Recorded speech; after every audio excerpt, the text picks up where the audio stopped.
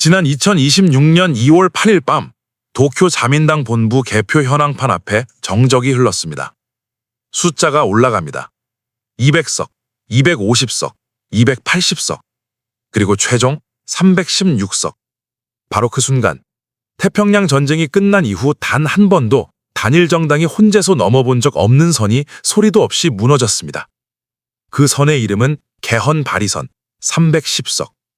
일본 헌정 80년 역사에서 한 번도 열리지 않았던 문이 이날 밤 처음으로 열렸습니다. 그 열쇠를 손에 쥔 사람, 다카이치 사나에. 이거 보고도 가만히 계실 수 있겠습니까? 분노하신다면 혹은 우리가 자랑스럽다면 좋아요로 화력을 보여주세요. 압도적 실력, 독보적 시선, 초격차입니다.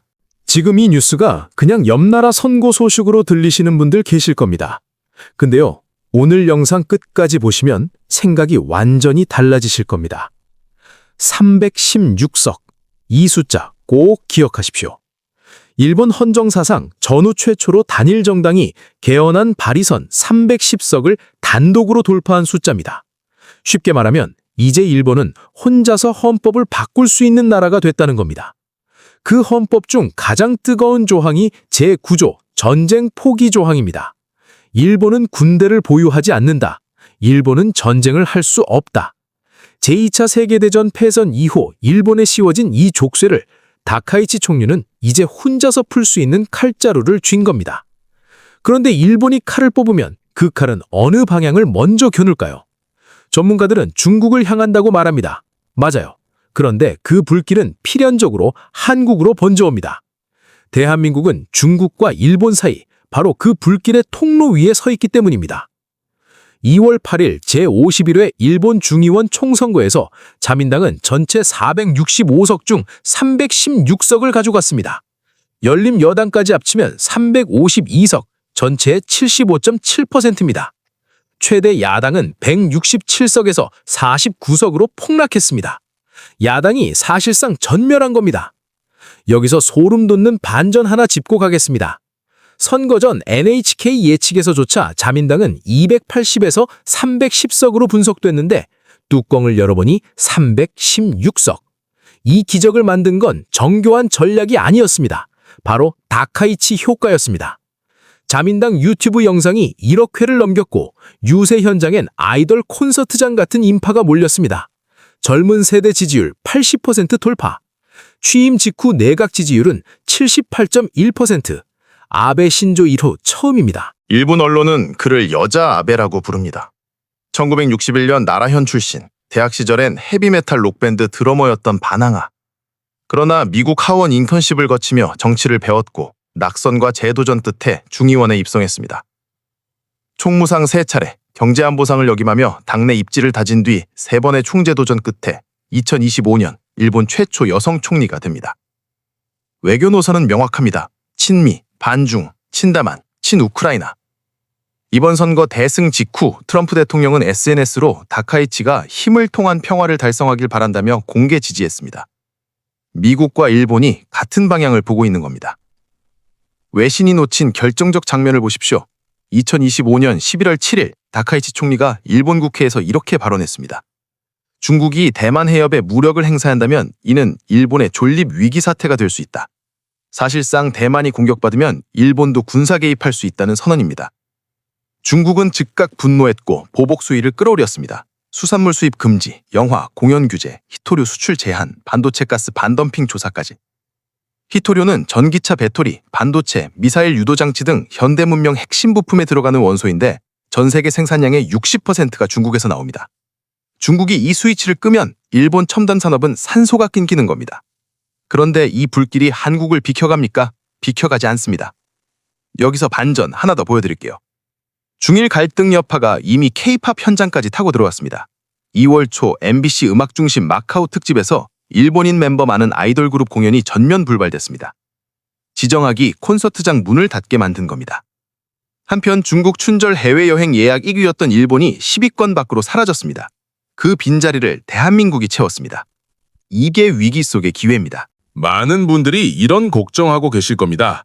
일본이 또 우경화되는 거 아니냐? 야스쿠니 신사 참배 독도 문제는 어떻게 되냐? 맞아요. 다카이치는 취임 전까지 야스쿠니 참배 의사를 밝혔고 독도 문제에서도 강경 발언을 했던 인물입니다. 실제로 오는 22일 시마네 현이 주최하는 일본이 다케시마의 날이라고 부르는 그 행사가 예정돼 있습니다. 우리 독도를 자기네 땅이라고 주장하며 매년 여는 그 행사요. 일본 언론은 이 행사 참석 수위를 다카이치의 한국 정책 방향을 재는 첫 시험대로 보고 있습니다. 그런데요, 한 가지만 말씀드리겠습니다.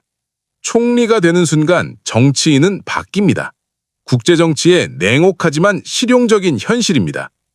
다카이치는 취임 직후 한국 김을 좋아하고 화장품을 쓰며 드라마도 본다고 공개 발언했습니다. 외교적 메시지예요.